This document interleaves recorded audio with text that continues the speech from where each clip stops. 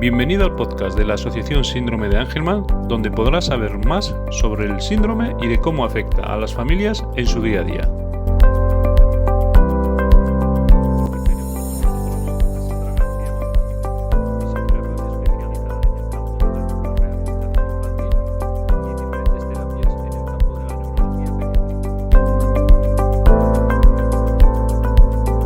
Muchísimas gracias, Sandra, por atender nuestra llamada. Eres fisioterapeuta. Bueno, vamos a empezar por el concepto, ¿vale? Si te parece. Entonces, bueno, ¿qué es la fisioterapia y para qué sirve?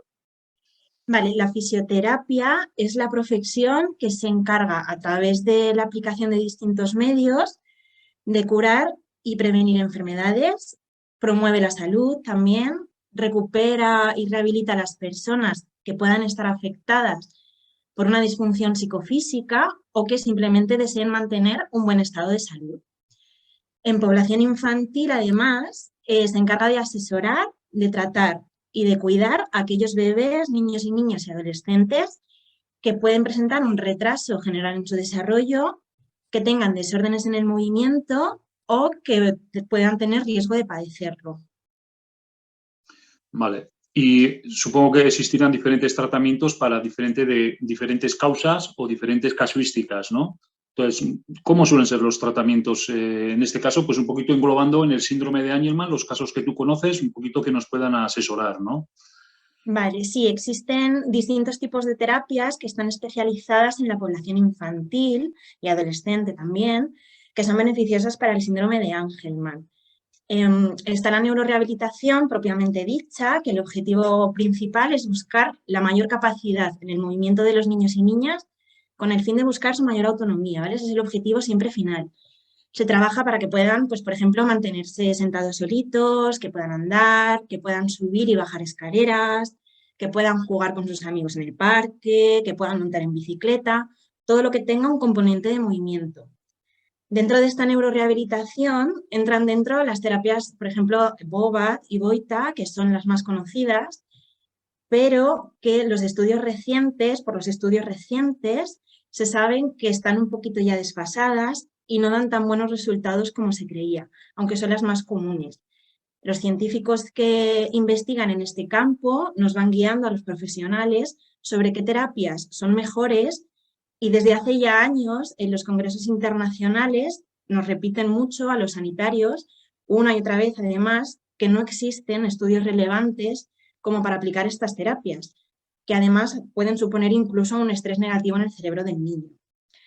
Existen terapias que son más efectivas y eficientes, que sí que ayudan al crecimiento del cerebro del niño e invitan más a la neuroplasticidad.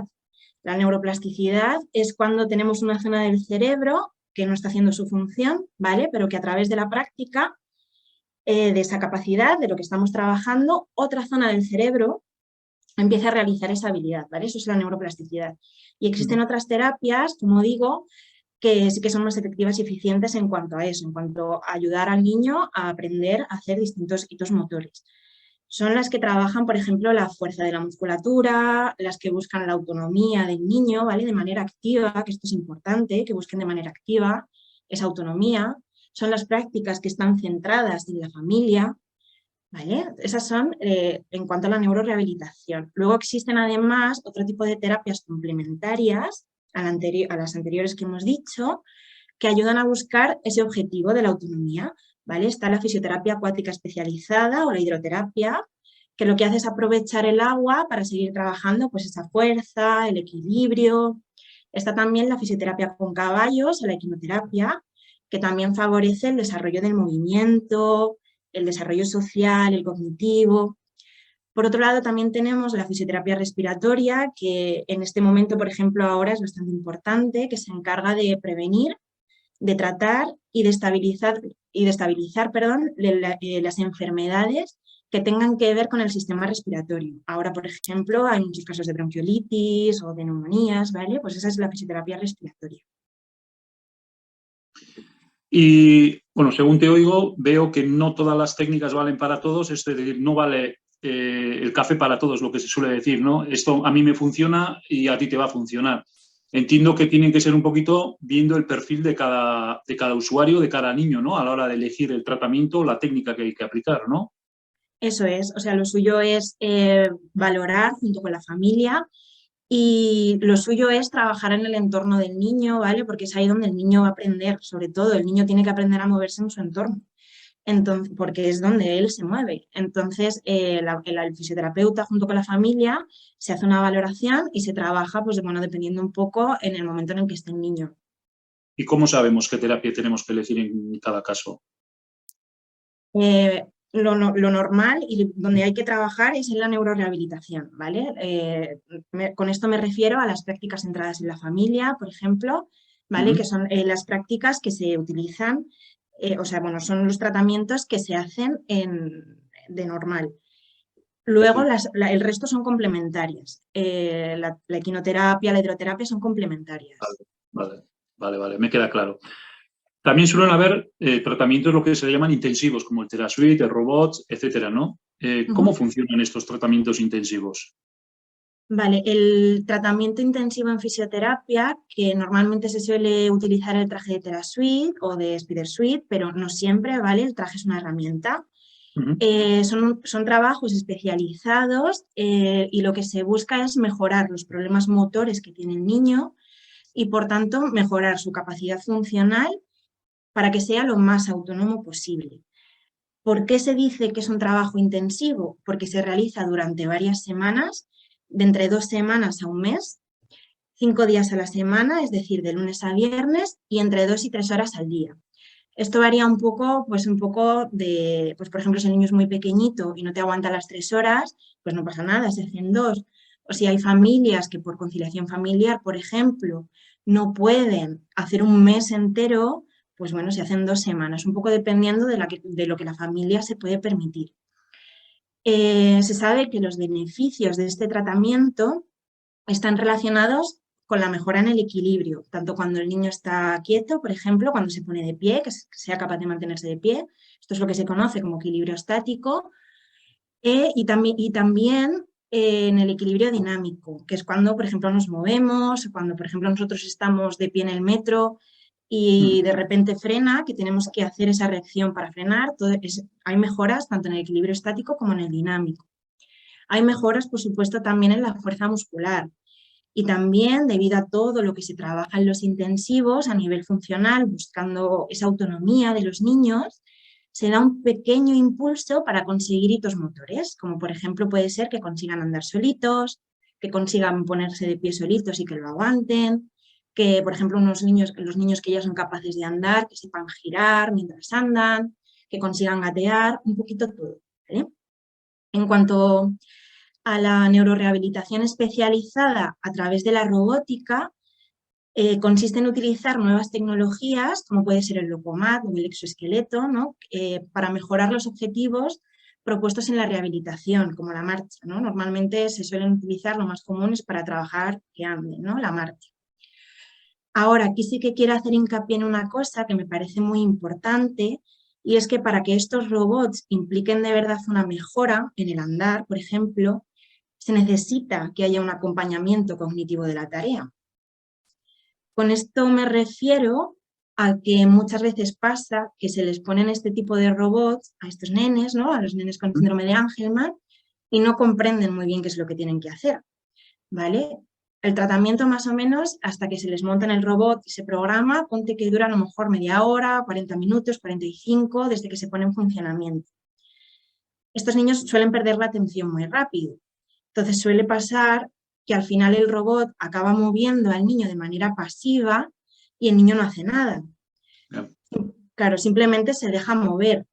Y sabemos también por los estudios que se han hecho, se sabe que cuando nos mueven de manera pasiva, es decir, que nos mueven y nosotros no hacemos absolutamente nada, ni siquiera le prestamos atención a lo que estamos haciendo, se sabe que no hay un cambio en nuestro cerebro, ¿vale? El niño no va a haber una mejora, no va a haber un aprendizaje, porque para que haya una mejora se necesita que lo haga de manera activa, que él, por su interés y su propia motivación, sea el que se mueva, no que nosotros le movamos porque sí, o que lo haga un robot, ¿vale? Entonces hay que tener cuidado porque no todo vale, era lo que decíamos antes, no todo vale. Vale, entiendo que son tratamientos intensivos especializados, por lo tanto, no cualquier fisioterapeuta estará capacitado para poder poner en marcha este tipo de tratamientos intensivos, entiendo yo, ¿no? No, hay una formación específica para realizar estos tratamientos. Sí, que los fisioterapeutas que están especializados en neurorehabilitación infantil, aparte han tenido que hacer otra formación, que es en la formación de intensivos, para poder realizar estos tratamientos. No, porque te digo porque igual no hablando tanto igual en tratamientos intensivos, pero siempre pues le llevo al fisioterapeuta, ¿no? Y le llevas al que tienes cerca, que, bueno, pues que le hace ejercicios, le trabaja, le tal, pero que igual, bueno, pues no es lo que ese niño o esa niña necesita en ese momento, ¿no? Pero bueno, también es lo más cerca, lo que tenemos cerca, que no todos podemos ir a todos los sitios por distancia, por economía o por lo que sea, ¿no? Eso es, sí. A ver, los fisioterapeutas que se dedican al campo de la pediatría, en concreto a los que se dedican, a los que puede haber una patología neurológica, sí que tienen que estar especializados en o lo suyo sería que sí que estuvieran especializados en neurorehabilitación pediátrica, ya que son los que conocen cómo es el desarrollo motor del niño, conocen los síndromes y sus características, conocen cómo prevenir esas deformidades que puede haber, secundarias al síndrome, qué órtesis tienen que llevar los niños en el caso de que haga falta, pues por ejemplo unos DAFOs o unas plantillas en los pies porque tienen los pies planos, cómo adaptar una silla de ruedas. Son los fisioterapeutas especializados en el campo de la neurorehabilitación pediátrica los que conocen todo eso. Vale, vale. ¿Y por qué les cuesta aprender a andar tanto a los niños con síndrome de Angelman? A ver si tú me das una luz en ese sentido. A ver, para que los niños con síndrome de Angelman puedan conseguir andar, hay que tener en cuenta muchas cosas, ¿vale? Puede haber problemas en las distintas áreas que voy a ir comentando ahora que pueden hacer que haya un problema a la hora de adquirir la marcha. Primero hay que ver cómo están las estructuras del cuerpo.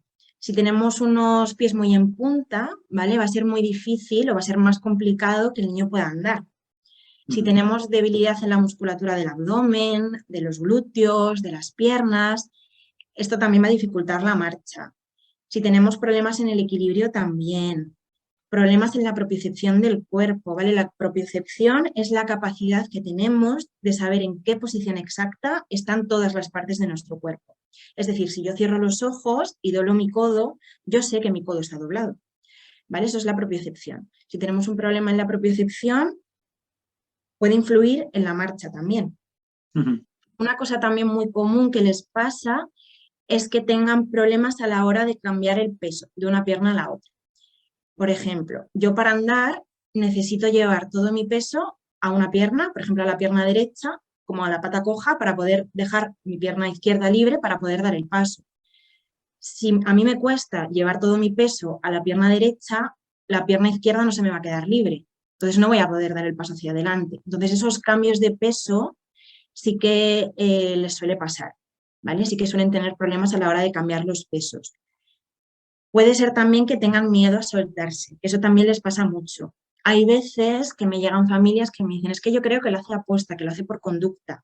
Puede ser que lo haga por conducta, no digo que no, pero sí que hay veces que efectivamente tienen miedo. Que se les ve muy inseguros, se les ven incluso que la carita se les cambia y ponen una cara de terror tremenda y es que efectivamente tienen miedo, o sea, se sienten muy inseguros y hay veces que les forzamos incluso a, no, venga, anda, anda. Hay que hacer todo lo contrario, hay que darle mucha seguridad, porque efectivamente sí que tienen miedos, porque a lo mejor puede haber un problema de estabilidad en la musculatura central o en la propiocepción que nos haga que efectivamente pues, ese miedo exista. El nivel cognitivo también puede suponer un problema a la hora de adquirir la marcha. ¿Vale? Los niños cuando son muy chiquititos se mueven por interés. Primero ven un juguete que les llama la atención y no llegan a por él desde el sitio en el que están, entonces tienen la motivación a ir a por él, entonces se mueven porque les interesa. Si a nivel cognitivo no nos acompaña y no nos llama la atención las cosas que están lejos, difícil va a ser que queramos movernos hacia ello, ¿vale? También puede ser por problemas de visión. De la misma manera, si yo no veo los objetos que tengo lejos, no voy a querer ir a por ellos porque no los veo, ¿vale? Otra cosa también que nos pasa es que a lo mejor empiezan a andar, pero pierden la atención en el objeto que había lejos. Porque en mi camino se ha cruzado otro objeto que nos ha llamado la atención, entonces he dejado de prestar atención a por el juguete a por el que iba y me he tirado a por el que me acabo de encontrar. Entonces al final se van frenando mucho, se paran, se tiran, eso también dificulta la marcha. Puede ser por muchos motivos, ¿vale? Entonces los fisioterapeutas, junto con las familias, tienen que hacer una valoración específica de qué es lo que está pasando para que no se adquiera esa marcha para atajarlo en el tratamiento.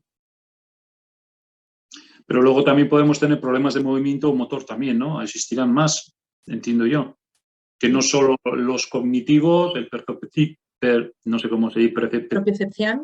eso es, que es de integración sensorial, pero no me aclaro, etcétera, ¿no? O sea, supongo que también el síndrome también tiene aparejados también sus características en este sentido. Y eso es. Por ejemplo, en cuanto a estructuras del cuerpo, pueden tener pies en equino, ¿vale? Que esto es que apoyan cuando se ponen de pie, apoyan con la punta del pie en el suelo, pero no son capaces de apoyar el talón porque los gemelos, por decirlo de una manera sencilla, tienen mucha tensión.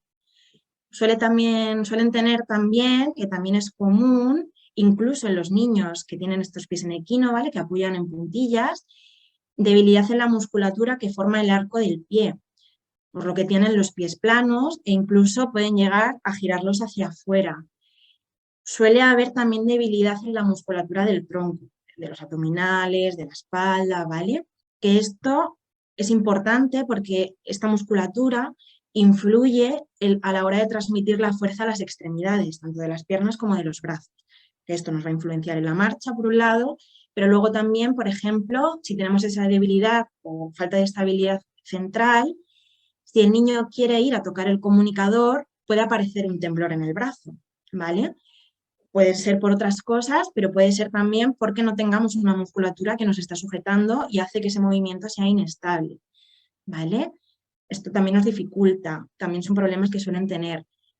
Pueden cursar con escoliosis, que ahora me voy a parar un poquito más a hablar sobre ello detenidamente, porque suele ser una pregunta común además que nos hacen llegar las familias. Y luego, a nivel dinámico, suelen tener problemas para adquirir, por ejemplo, los volteos, el gateo, para levantarse solitos del suelo, para andar. Cuando ya andan, suelen tener problemas también para girar hacia una dirección, para agacharse, a coger un objeto, para pararse también. Suelen tener también problemas de equilibrio, ¿vale? Que por eso muchos niños empiezan a ponerse de pie con las piernas muy abiertas, ¿vale? Que eso suele estar relacionado por problemas de equilibrio. Suelen también tener problemas para subir y bajar escaleras. Y el tema de la escoliosis, ¿vale? Nosotros cuando vemos la columna vertebral desde atrás, cuando vemos la espalda por detrás, la columna vertebral tiene que estar recta o debería estar recta. Pero en ocasiones sabemos que esta columna se tuerce, ¿no? Generando diferentes curvas, ¿vale? La curva en S, que es la curva es la escoliosis. ¿Por qué sucede esto? No es porque los padres hayan hecho algo mal. Muchas veces nos dicen, ¿no? Nos preguntan si es porque el niño ha estado mal sentado, por ejemplo, ¿no? Pero eso no es así, ¿vale? Hoy en día sabemos que la escoliosis se divide en dos grupos.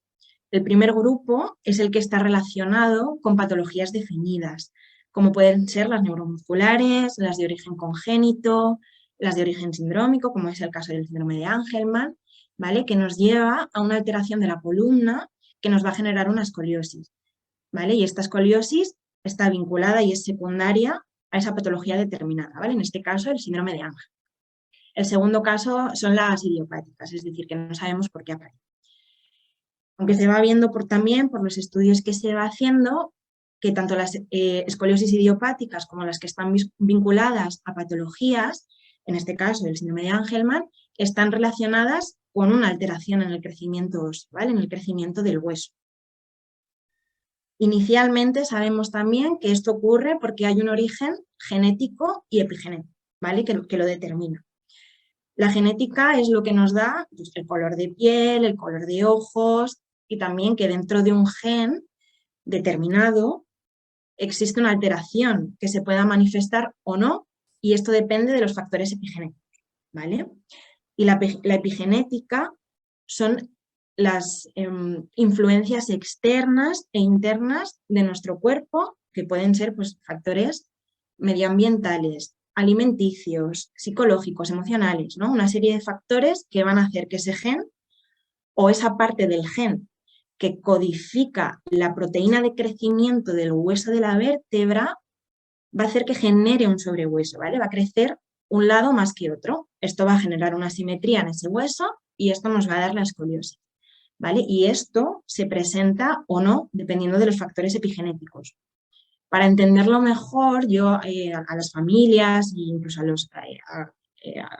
las familias sobre todo, ¿no? A los abuelos, a todos, suelo explicarlo de una manera, es como si nosotros tenemos un puñadito de lentejas en la mano y las miramos, ¿vale? Genéticamente son lentejas, nosotros sabemos que son lentejas. Ahora, si nosotros queremos que eso se exprese como un alimento para poder comerlas, necesitamos la epigenética, necesitamos factores externos, necesitamos una olla, necesitamos agua, necesitamos fuego, ¿vale? Necesitamos unos factores externos, necesitamos la epigenética para que esas lentejas se expresen como un alimento y nos las podamos comer, ¿vale? Todo esto, ¿vale? La escoliosis, todo esto viene de una alteración desde el punto de vista genético, ¿vale? La regulación del crecimiento de ese hueso, que por cierto además viene acompañado de una serie de alteraciones hormonales que son comunes en el síndrome de Angelman. Unas de ellas están relacionadas con la melatonina, por ejemplo, o relacionadas con la falta de vitamina D, que hace que exista un sobrecrecimiento del hueso de la vértebra que nos genera un desequilibrio y esto es lo que nos va a dar la escoliosis, ¿vale? Pero muchas veces no es, que muchas familias nos preguntan, es que no sé qué he hecho mal, no sé si es porque le he sentado mal o no sé, y no, es que al final la genética y la epigenética está ahí, ¿vale? Y hay veces que, bueno. ¿Y cómo podemos saber los padres cuando el niño, en este caso, o niña, está desarrollando problemas de movimiento? ¿En qué nos tenemos que fijar los padres? Pues desde que son muy, muy pequeñitos, los padres pueden ver cosas que los niños no van haciendo a medida que van creciendo, ¿vale? Por ejemplo, que no juntan las manos en el centro para coger un objeto, que no se llevan las manos y los pies a la boca desde que son más o menos pequeñitos, que no es capaz de realizar volteos, es decir, que están tumbados boca arriba y se giran hacia boca abajo ellos solitos, o posteriormente cuando son un poquito más mayores al revés, que están boca abajo y se giran boca arriba. Cuando vemos que tampoco tienen interés por moverse o por coger juguetes que les estás ofreciendo, cuando no les llaman la atención también, o por ejemplo, en torno a los 6 meses, los niños aprenden a quedarse sentados solitos. Cuando vemos que esto tampoco pasa, ¿no? Por ejemplo, pues bueno, vamos viendo que hay ciertos detalles a medida que el niño va creciendo que nos va indicando que no hay un acompañamiento del movimiento, ¿vale? Que pueda haber un retraso en el desarrollo motor. ¿Y hay alguna edad mínima, vamos a decir, para empezar a trabajar con los niños? Es decir, si detectamos los padres que algo motor está fallando, vamos a decir, hay que esperar mínimo, pues no sé, pues 1 año, 2 años, 3, o poco a poco, en cuanto detectamos eso, empezamos un poquito, ya nos ponemos en manos de un profesional y empezamos a trabajar con mayor o menor intensidad esos problemas, ¿o cómo se gestiona esto? Cuanto antes se detecte, mejor, porque cuanto más pequeñito sea el niño y cuanto antes se puedan atajar las cosas, más tiempo de aprendizaje va a tener. Cuanto más tiempo pase, pues al final no va a ser más difícil, ¿no? Pero bueno, cuanto antes es verdad que mejor. Bueno, muchas veces nos hemos encontrado que hemos ido donde profesionales y te dice, según entras por la puerta, te dice el profesional, no va a andar. Y otros te dicen, sí, andará, pero o sea, ¿qué podemos esperar de todo esto? Porque a mí me dijeron que el mío no iba a andar y anda en patinete. Entonces, evidentemente está más torpón cada vez, ¿vale? Pero porque es muy grande, es muy, muy pesado, etcétera. Pero de no andará, hemos pasado al patinete, ¿no? Y tampoco todos andan tampoco en patinete, tampoco vamos a decir que sea así, pero esos profesionales en esas valoraciones iniciales pueden hundir a una familia en lo que va a ser en un futuro. Entonces, ¿qué nos podemos esperar de de esa conclusión y de ese desarrollo motor en cuanto vamos a la primera vez a esa consulta del profesional? Cuando los niños son muy, muy chiquititos, los profesionales no tenemos forma de saber qué va a ocurrir en su desarrollo. Porque está, bueno, efectivamente la genética está ahí, pero luego también está la epigenética, que era lo que contábamos antes. Entonces, los profesionales no deberíamos predecir o adelantar acontecimientos porque no sabemos si un niño va a andar o no. ¿Vale? A medida que va pasando el tiempo, cuando los niños se van haciendo más mayores, sí que podemos ir viendo cómo va evolucionando su desarrollo motor y eso sí que nos va dando pistas sobre el pronóstico. Cuanto mejor sean las estructuras corporales, es decir, los pies, la musculatura, cuanto más interés tenga por el movimiento, cuanto más cosas vaya consiguiendo hacer a medida que va creciendo. Gatear, levantarse solito, ponerse de pie agarrado a un mueble. Lo más probable es que el pronóstico sea mejor, ¿vale? Igual, normalmente el mejor pronóstico o los nenes con los que yo he trabajado, los que tienen un mejor pronóstico suelen empezar a andar entre los 2 años y medio, 3 y medio, 4. Pero esto tampoco es una regla general, ¿vale? Porque hay niños que andan antes y también tengo niños que se han soltado a andar a los 5 años, tengo otros que se han soltado a andar a los 6, incluso aunque ya no es lo común, porque sí que es cierto que ya es un poco tardío, tengo niños que han empezado a soltarse a los 7 años, ¿vale? Por tanto, no podemos predecir, ¿vale? Sí que sabemos que cuanto antes lo adquieran mejor, porque cuanto más tarde, más difícil va a ser adquirir ese aprendizaje. Entonces, lo más probable es que no haya una buena evolución en cuanto a la marcha, cuanto más tarde, pero, como digo, no tenemos manera de saberlo hasta que el niño ya va siendo más mayor. Bueno, hemos hablado de que hay tratamientos intensivos, que hay que gestionarlo mediante un profesional habilitado para ello, es decir, especialista, pero entiendo que habrá cosas que los padres incluso podemos ayudar haciendo en casa o no sé si son ejercicios simples. ¿Cómo podemos ayudar los padres en casa? ¿Cómo en vez de solo dejarlo en manos del profesional? Hay muchísimas maneras, pero muchísimas, de que los padres ayuden a su hijo en el desarrollo motor. En las terapias que están centradas en la familia, por ejemplo, lo que se busca es que en las rutinas diarias de la familia se puedan hacer actividades que vayan acorde con el objetivo que se haya fijado en común entre la familia y el fisioterapeuta.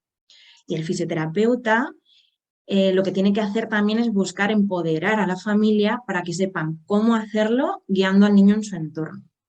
Se buscan actividades, como decía, dentro de esa rutina de la familia, pues para que si, por ejemplo, nos hemos fijado como objetivo que el niño suba y baja escaleras, pues se buscan actividades dentro de esa rutina para que durante la semana puedan practicar con la familia cómo subir y bajar esas escaleras. Si estamos practicando que se suba niño solo a la silla para comer, pues la familia tiene que saber cómo poder hacerlo en casa. Igual para que se levante solo del suelo, para que se meta solito en la cama. Hay muchas, muchas, muchas actividades que el entorno y su rutina nos da la posibilidad de hacer y es donde como mejor va a aprender el niño. Sí, vamos a trabajar sin estar trabajando, vamos a decir. Yo me acuerdo que cuando al crío le enseñábamos a hacer la pinza, le soltamos encima de la mesa un paquete de gusanitos y si quería comer los gusanitos tenía que hacer la pinza porque si no, no los pillaba. Y así aprendió a hacer la pinza porque le encantaban. Claro, porque hay un interés, eso es. Si no tenemos interés, ya te digo yo que si no nos gustan los gusanitos, ya te digo yo que no va a aprender a hacer la pinza. Exactamente, ¿no? Pero yo creo que sí, es ese concepto que decías, ¿no? Hay muchas actividades diarias que nos ayudan a trabajar sin estar trabajando. Eso es. Subir escaleras, pues en vez de subir en ascensor, pues intentar subir en una escalera, aunque sea un piso, ponerle no sé, digo, por poner un ejemplo. Pero también nos suele dar a veces, los que tenemos niños con necesidades especiales, a ver si se va a caer y se va a hacer daño. Es decir, ese suelte, le dejo, dónde no, dónde sí, hasta qué punto alargo la mano, hasta qué punto no. Yo soy de los que cree que un niño, da igual que sea con una necesidad especial o no, tiene que pelearse, romper cristales y caerse al suelo. Todos, porque si no, no son niños. Entonces, Eso es. soy evidentemente, pues dentro de una medida. Pero Eso es. ¿dónde está el límite con los niños como los nuestros, ¿no? En los que pues nos da más miedo a ver si se va a caer y se va a hacer daño y se va a asustar. ¿Dónde está? Cuando un niño empieza a andar, y con esto también yo me refiero a cualquier niño, lo normal es que se caiga. Todos los niños se caen porque está aprendiendo. Entonces, tenemos que dejarle cierta libertad efectivamente para que ellos se suelten, porque si cuando va a andar le paramos porque nos da miedo que se caiga, puede pasar que el niño acabe aprendiendo que si no hay un adulto que me coja, yo no me suelto, ¿vale? Una cosa importante que se hace en las terapias es que los fisioterapeutas, junto con las familias, tienen que trabajar también las caídas, porque muchos de estos niños no tienen las reacciones automáticas de poner las manos en el suelo cuando se caen, ¿vale? Entonces, cuando se caen van de boca, van con todo, ¿vale? Entonces, ahí es cierto que sí que hay que tener un poquito más de cuidado, ¿no? Por ejemplo, si el niño está en un momento de empezar a soltarse a andar, si los padres están en la cocina y el niño pues está solito en el salón, si estamos en ese momento de empezar a soltarse, pues puede soltarse de un lado a otro y puede llegar a caerse efectivamente y si no apoya las manos, pues va de boca y ahí sí que se puede hacer un poquito de daño, obviamente. Ahora, si nosotros estamos al lado y vemos que se va a soltar, le dejamos que lo haga de manera autónoma y que ande. Y si se va a caer, entonces ahí sí que le cogemos y lo suyo sería que le acompañásemos al suelo enseñándole a caer como nos ha guiado el fisioterapeuta, ¿vale? Para que él aprenda también a caerse, para que aprenda a poner las manos, para que si me caigo hacia atrás no vaya recto como un palo y me dé en la cabeza, sino que sea capaz de doblar las piernas y caer con el culo, ¿vale? Tenemos ahí una oportunidad además para enseñarles a caerse. Igual, esto también un poco relacionado con el tema anterior, con la pregunta anterior, ¿qué pasa si solo practicamos las caídas o sentarnos solos en la silla solo en las sesiones de fisioterapia, ¿vale? Si solo hacemos, por ejemplo, vamos a poner el ejemplo de 1 hora de sesión a la semana, ¿vale? La repetición que va a poder hacer el niño de subirse, por ejemplo, solito a la silla es muy limitada, porque si solo lo practicamos 1 hora a la semana en fisioterapia y nada más, lo que puede, pues las repeticiones que pueda hacer el niño en esa práctica, de esa práctica, pues a lo mejor son 10 veces lo que lo puede practicar dentro de una sesión en 1 hora. ¿Vale? Ahora, si la familia sabe cómo guiar al niño para que se siente solito o para que se caiga, para que aprenda a caerse, van a poder repetirlo muchas, muchas veces durante la semana, por lo que el aprendizaje va a ser Mm. mucho mejor. Yo muchas veces también siempre le pongo el ejemplo a las familias de, vamos a imaginar que yo me apunto a piano porque quiero aprender a tocar el piano, pero solo lo practico la hora de clase, no lo practico la semana, no quiero ver el piano. Pues seguramente, pues a lo mejor te puedo tocar el cumpleaños feliz. Ahora la Quinta Sinfonía de Beethoven, te aseguro que con 1 hora de práctica a la semana de piano, te Y el aseguro, cumpleaños feliz también a lo largo del año. O sea, claro, claro, te aseguro que con 1 hora de piano a la semana no voy a aprender a tocar el piano bien, porque necesito practicar todos los días, ¿vale? Pues el niño es igual. Si solo lo hace en la sesión, lo más probable es que tarde mucho más en aprenderlo o que incluso no lo aprenda, ¿vale? Entonces, la familia es súper importante y los profesionales, los fisioterapeutas, en este caso, tenemos que empoderar a las familias para que ellos sepan hacerlo. que yo creo que el fisioterapeuta en este caso, como otros profesionales, tiene que ser el acompañamiento de la familia. Es Eso sí, decir, que no dejemos las familias en manos del fisioterapeuta, en este caso, todo, sino que nos diga, nos empodere, como dices tú, nos dé pautas, evidentemente pautas que tendrá que hacerlo él, pero que nos acompañe, nos saque de dudas, esto cómo lo podemos gestionar y esto tal, ¿no? Porque es el acompañamiento. El profesional, yo soy de los que cree que tiene que acompañar a la familia. efectivamente, somos un acompañamiento, somos una guía, ¿vale? Para ayudarles a esa crianza, para ayudarles a saber manejar a su hijo en casa, para saber manejar, para saber cómo tienen que mover a su hijo, cómo tienen que ayudarles a que se levante solo. Somos una guía.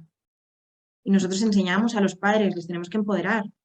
Sí, porque en el día a día, por ejemplo, aunque a los niños les guste muchísimo el agua, los síndromes de Angelman, pues entrar y salir de la ducha, esas transiciones, a veces cuesta, pues porque son grandes son muy altos, los padres igual pues ya no tenemos esa maniobrabilidad y cuesta, ¿no? Entonces no sé si desde el punto fisioterapéutico se puede trabajar ese tipo de acciones también, pues, por ejemplo el de sacarlo de la ducha o moverse o lo que sea, ¿no?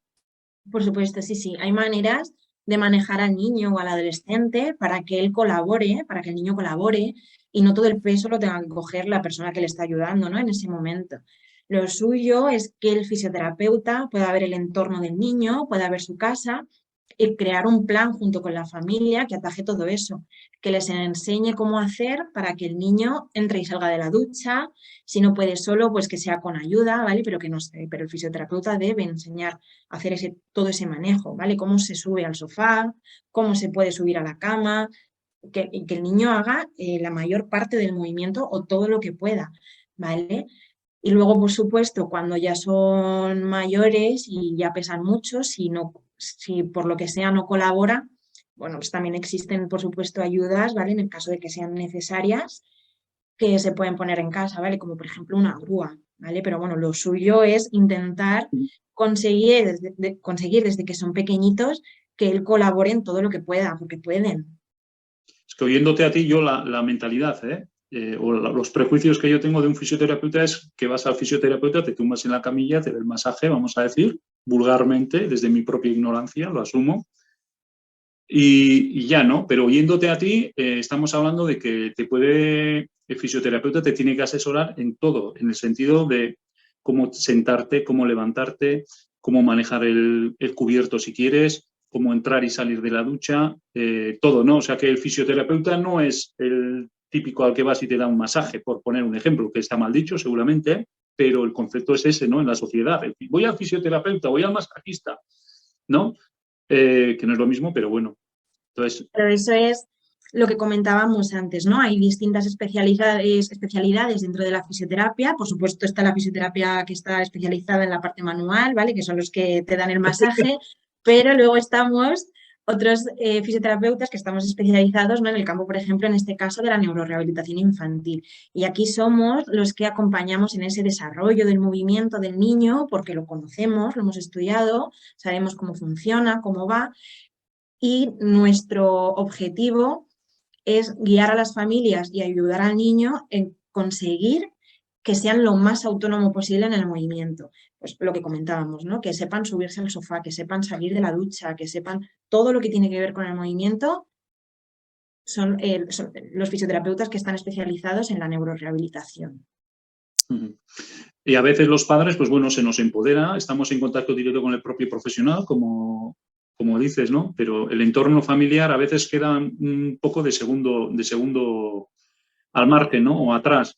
Entonces, a veces, pues bueno, tenemos necesidad de dejar los críos pues, con los abuelos, los tíos, los primos, hermanos, llamémoslo, con mucha gente, y no saben cómo manejarlo, ¿no? No sé si para eso suelen existir, no sé si trucos, técnicas, hay que explicarles todo, cómo se gestiona eso. Y los abuelos, por supuesto, benditos abuelos, por cierto, lo ideal, como comentaba antes, es que se trabaje en el entorno del niño con la familia. Y con la familia no solo me refiero al padre y a la madre, ¿vale? También me refiero a los abuelos, me refiero a los hermanos, a los tíos, a los profesores del colegio, ¿vale? Cualquier persona que pertenezca al entorno del niño.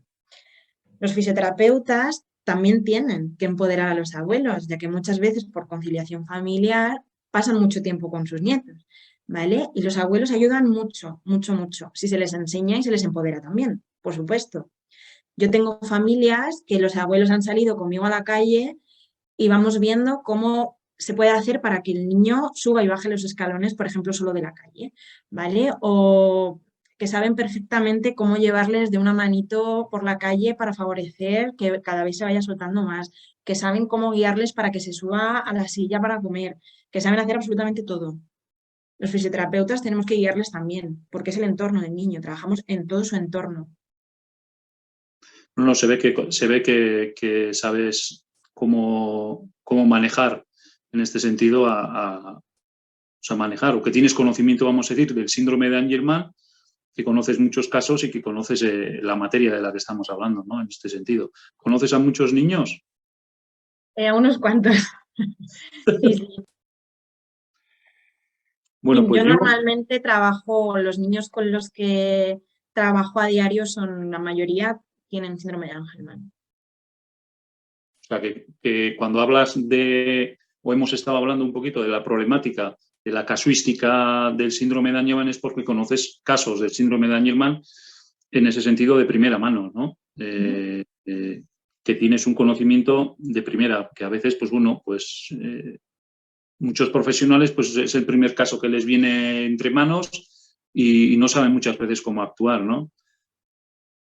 Sí, eso es. A ver, hay veces que cuando nos llega, por ejemplo, un síndrome que no es lo que tenemos o a lo que no estamos acostumbrados a trabajar en la práctica clínica, ¿no? Normalmente lo más común es trabajar con niños con parálisis cerebral, por ejemplo, ¿no? Entonces, Mm.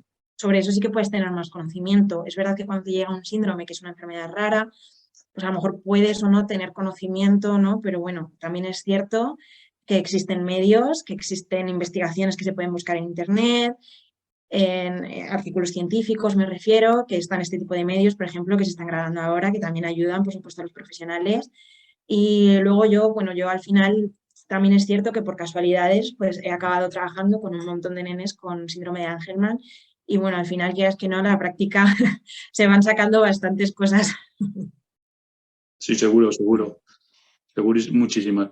Bueno, pues agradecerte, no sé si quieres añadir algo. A mí me ha quedado claro, me has roto el mito del fisioterapeuta masajista, aunque es una especialidad totalmente diferente, pero yo creo que cualquiera que oiga en esta entrevista le va a pasar lo mismo que a mí, ¿no? O sea que a veces tenemos el concepto de que todo es uno, pero no, hay especialidades y no todo vale para todo. El café para todos no vale en este caso, es decir, hay que personalizar un poquito lo que veo es que hay que personalizar un poquito los tratamientos, la terapia o cómo actuar con cada niño y Eso ponerse es, en manos de buenos profesionales.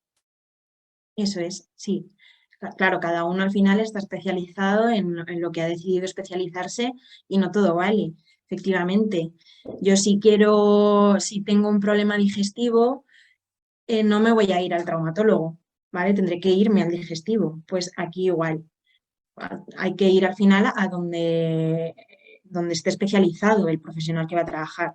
O lo suyo sería eso, por supuesto. Bueno, pues muchísimas gracias, Sandra, por habernos atendido y mantenemos el contacto. Gracias a vosotros, de verdad, muchas gracias.